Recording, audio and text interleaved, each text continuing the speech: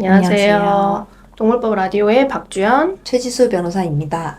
보호소에 들어온 동물 2마리 중 1마리는 끝내 보호소를 나오지 못합니다. 왜 이런 일이 반복될까요? 오늘은 한국의 유기동물 보호센터의 현황과 또 입양 관련 정책에 대해서 간략히 좀 살펴보고, 독일의 동물보호센터로 티어하임이라는 곳이 굉장히 또 어찌 보면 보호소의 천국이라고 할 정도로 잘 되어 있잖아요. 그런 사례나 그 외에 여러 가지 해외 사례를 저희가 살펴보면서 한번 해법을 찾아보려고 합니다.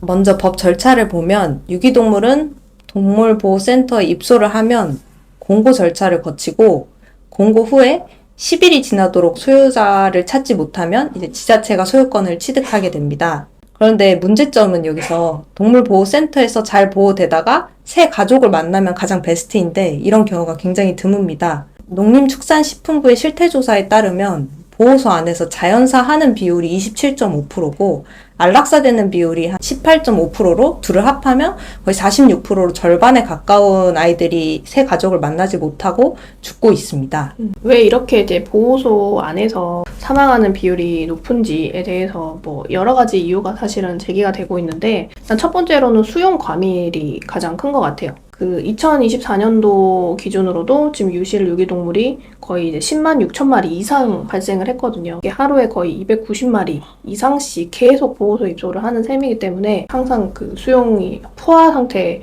이르게 되는 것 같아요.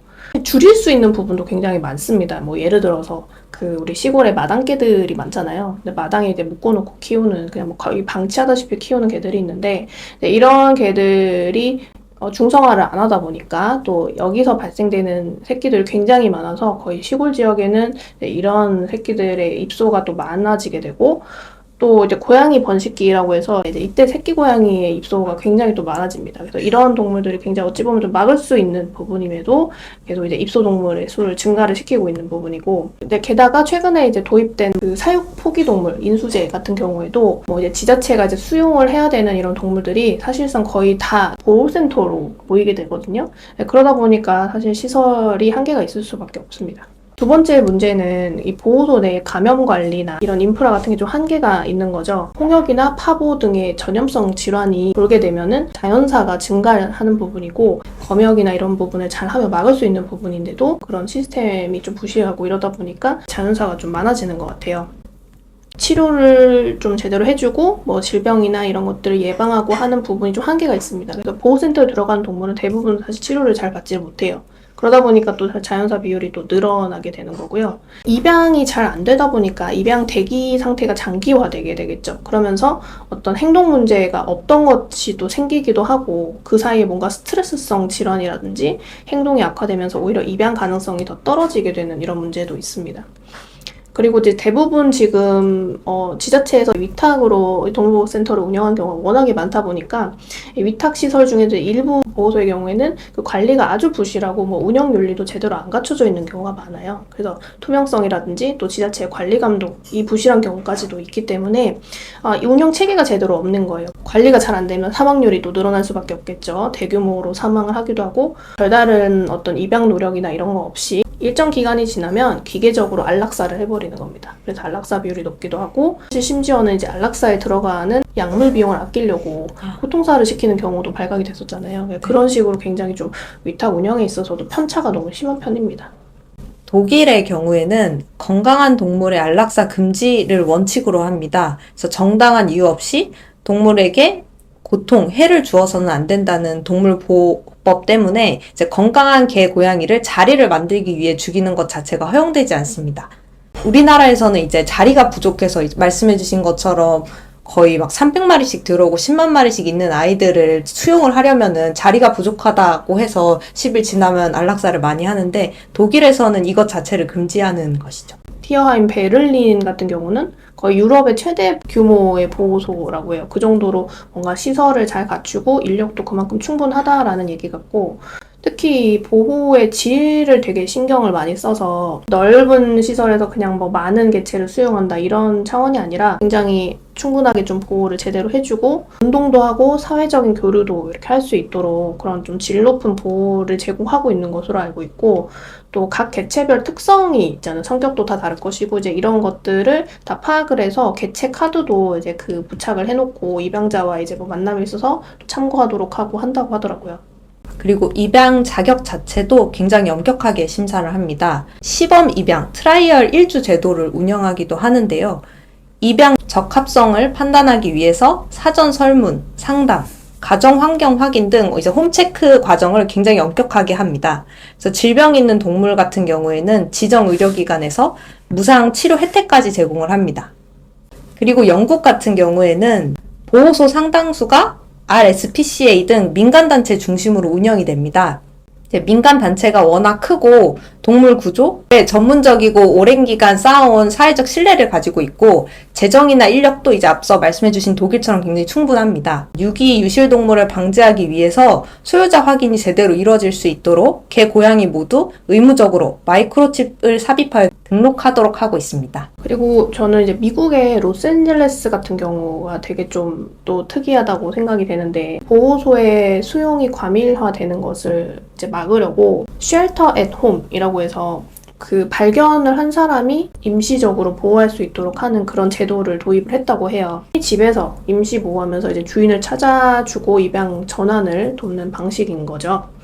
그리고 좀 특이점이 생후 4월령 이상의 개와 고양이는 모두 중성화를 시키도록 하고 있고 만약에 이제 그게 싫다라고 하면은 번식 허가증을 취득을 하도록 하고 있어서 중성화를 의무화함으로 인해서 거기서부터 발생하는 유기동물이 발생을 억제하려고 하는 그런 노력이 좀 보이더라고요. 미국의 경우에는 또 ASPCA 같은 단체가 굉장히 크고 이제 각 주마다 지부가 있는데 대형 견이나 새끼 고양이 등 보호소에서 보호가 어렵거나 이제 감염 등에 취약한 동물, 자연재해로 고통받는 동물들을 가정에서 임시 보호할 수 있도록 하는 프로그램을 이제 여러 운영하고 있습니다. 보호소가 아닌 가정에 있다 보면은 아무래도 집중적으로 한 사람의 보호를 받고 행동 재활이나 치료 등을 받을 수 있기 때문에 훨씬 안전하게 오랜 기간 기다릴 수 있는 거죠. 새로운 가정에 갈 때까지. 또 보호소 내 안락사 제로를 실현하기 위한 비영리 단체도 존재하는데 이 단체는 제가 사이트에 들어가 보니까 미국 지도를 이렇게 그려놓고 거기 이렇게 다 표시를 해놨더라고요. 여기는 제로 이렇게 제보를 받아서 그 지도를 만드는 것 같았는데 이걸 딱 보면은 어느 보호소에서 어떻게 보호가 이루어지고 있고 어떻게 안락사가 되고 있는지 그래 어느 정도 알 수 있으니까 투명하게 되는 거네요. 굉장히 좋은 것 같았습니다. 그리고 이걸 그 보호센터에서 하는 게 아니라 제보를 받습니다. 이런 형식으로 하면 아무래도 사람들이 봤을 때 저기는 안락사를 너무 많이 한다. 뭔가 개선이 필요하다라는 의견을 상대적으로 다 같이 볼 수 있으니까 되게 좋은 것 같다 생각했습니다. 호주 같은 경우에는 임시보호자로서 등록을 해서 그 지역사회 내에서 단체나 아니면 지역사회로부터 동물을 인계받아서 보호할 수 있도록 하는데 저는 호주에서 가장 기억에 남았던 건 등록을 하는 것 자체도 좋지만 보호센터 이런 데랑 위탁 계약을 아예 맺어버리더라고요. 그래서 그 위탁 계약 형식이 인터넷에도 올라와 있는데 그 계약 형식대로 작성을 하고 일종의 저희가 만약에 임시보호를 하면은 임시보호해서 데려가세요로 끝이 나는데 얘네는 아예 계약을 맺어버리니까 아무래도 보호를 하는 사람 입장에서 좀 더 책임감을 가지고 구속된다는 느낌으로 활동을 하지 않을까 해서 더 굉장히 좋은 제도라고 생각했습니다. 네, 그러네요. 우리나라에서도 유기동물을 이제 민간 자원봉사가 임시로 보호할 수 있도록 하는 건 정책을 지자체에서 뭐 조례나 사업으로 운영을 하고 있더라고요. 지금 현재 이제 동물보호센터의 운영 지침 상으로도 센터가 이제 보호 관리나 뭐 이런 여건에 따라서 수유기의 어린 고양이나 이런 뭐 세심한 돌봄이 필요한 동물에 대해서는 적정한 자격을 갖춘 민간 보호자가 임시로 위탁을 받아서 보호를 할 수 있도록 하고 있고 법에 따른 이제 소유권 이전 기간인 10일이 지나지 않더라도 임시보호가 가능하다고 합니다.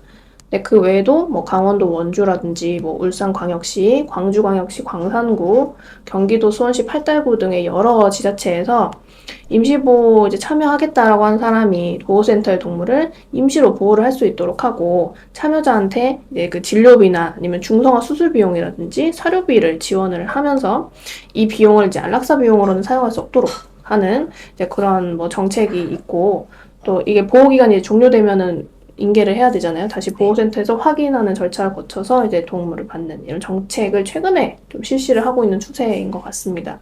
그리고 이제 경기도 시흥시에서는 거주지가 명확하고 동물보호법 위반 혐의가 없는 성인으로 참여자를 제한을 하고 2개월까지 임시보호를 할 수 있도록 하면서 또 임시보호를 자원봉사 활동으로 인증을 부여를 하는 제도를 도입을 했더라고요. 근데 이 부분은 저희가 기사로만 확인을 한 부분이고 실제로 임시보호제도가 어느 정도로 잘 운영이 되고 있는지는 확인이 사실 어렵지만 이런 식으로 이제 임시보호제도가 좀 전국적으로 활성화가 되면 뭐 시설 인력 부족 문제를 좀 상당히 해소를 시킬 수 있을 것 같고 또 가정 내에서 이제 제대로 좀 치료를 받고 교육을 받고 이런 것을 할 수 있다면은 입양 가능성도 훨씬 높아질 수 있을 것이라고 생각이 돼서 또 멀쩡한 동물 안락사하는 그런 비율도 훨씬 줄어들 거고요. 그래서 이런 제도가 좀 많이 활발히 이루어졌으면 좋겠다는 생각이 들더라고요. 서울특별시 동물보호조례에서는 임시보호에 관한 규정을 아예 두고 있거든요. 2조 정의 15호에서 임시보호 정의를 하고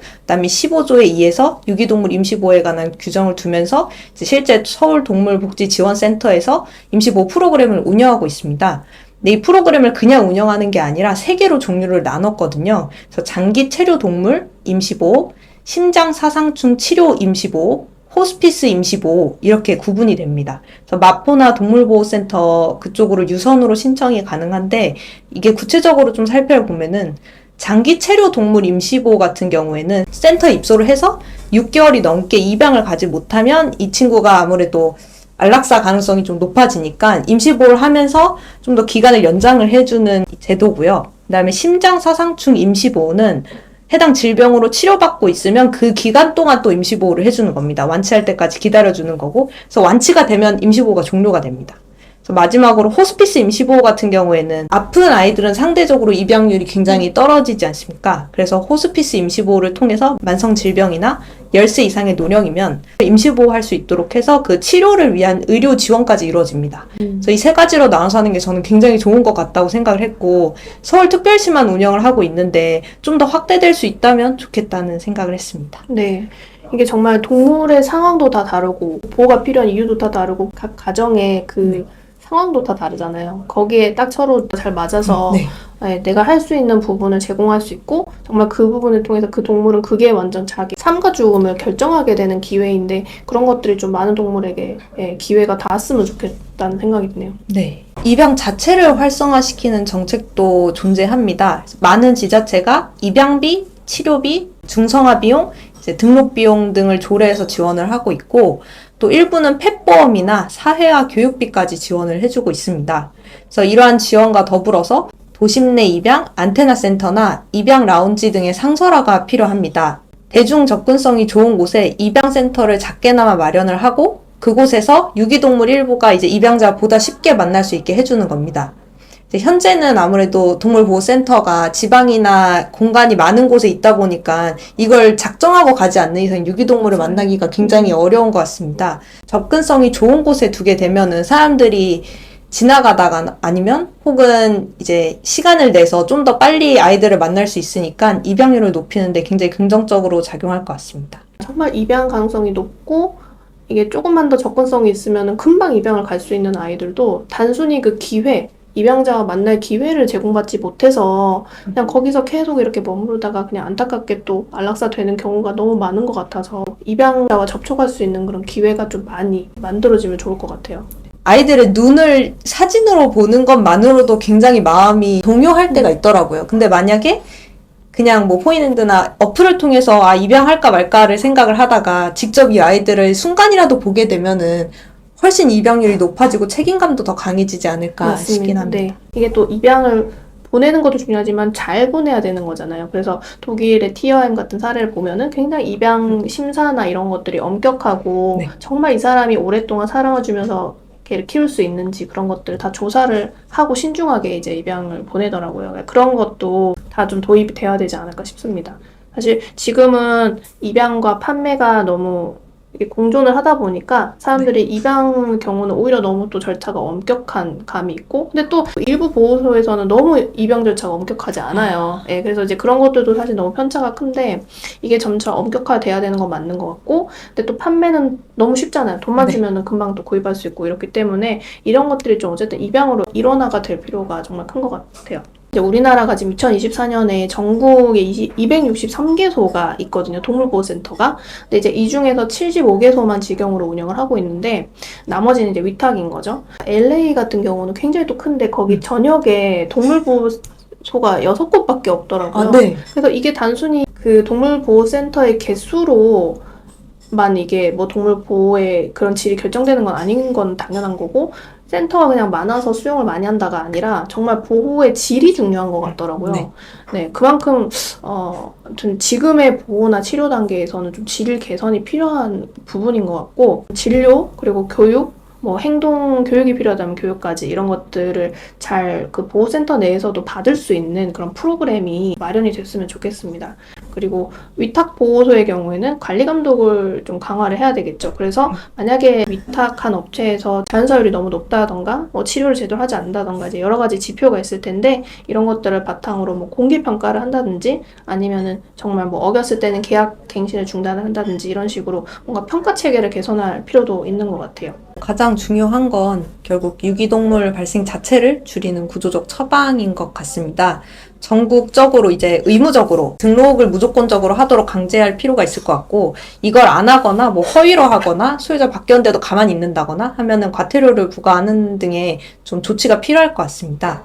그리고 또 한편으로는 입양 전에 이 아이들을 함부로 유기하거나 하지 않도록 사전 교육 체계가 있어야 될 것 같고, 아니면 아예 자격제로 가서 정말 키울 능력이 안 되거나 하는 사람한테는 동물이 가지 않도록 방지하는 방법도 필요할 것 같습니다. 초심자를 대상으로 한 교육 자체가 굉장히 필요하다고 느끼는 게, 저만 해도 아직 동물을 키우지 않고 있는데 제가 이전에 주변에 동물 키우는 사람들을 보기 전과 후가 굉장히 다르거든요. 그 전까지는 그냥 동물을 키우면 데려와서 잘 대해주면 되겠지까지만 생각했는데, 옆에서 키우는 친구를 보면 온갖 동물에 관한 이제 유튜브를 탐독을 하고 어떠한 영양제가 필요하고 어떤 종은 어떠한 뭐 병에 걸릴 수 있고 이걸 다 알아야 되더라고요. 그걸 모르고 데리고 오면은 아프면 왜 아프지? 약간 맞아요. 이렇게 되니까요. 그래서 초심자를 위한 교육이나 이런 게 굉장히 필요할 것 같고요. 그다음에 번식 판매업 규제 강화도 굉장히 중요합니다. 그래서 온라인 판매도 요즘 인터넷 들어가면은 뭐 보지 않고 배송해주는 식의 방법도 좀 있는 것 같은데, 이런 것도 다 제한이 되어야 방지가 될 것 네. 같고요. 맞아요. 공급 자체가 줄어야 되는 거죠, 사실은. 앞서 말씀해주신 것처럼 LA 같은 경우에는 생후 4월령 이상을 모두 중성화하는 것처럼 좀 민감한 주제이기는 하지만 이 부분에 대한 본격적인 논의가 이루어지고 지역 고양이들이나 마당개를 중성화하는 사업도 많이 확대됐으면 좋겠습니다. 네, 결국 이제 핵심은 발생을 억제하는 거고, 또 보호소에서 체류 기간을 좀 단축시킬 수 있는 거고, 또 입양 전환율을 상승하는 방안이 정말 핵심일 것 같아요. 우리가 조금만 더 신경 쓰고 고민을 하면은 저는 정말 멀쩡한 동물을 이렇게 지금처럼 죽이는 게 아니라 인간과 동물을 연결을 해주고 정말 진정으로 행복한 삶이 시작될 수 있도록 하는 정말 발전적인 시스템을 만들 수 있을 거라고 희망을 하고 있습니다. 앞으로 임시보호 제도가 활성화될 수 있도록 여러분의 많은 관심 부탁드립니다. 감사합니다. 감사합니다.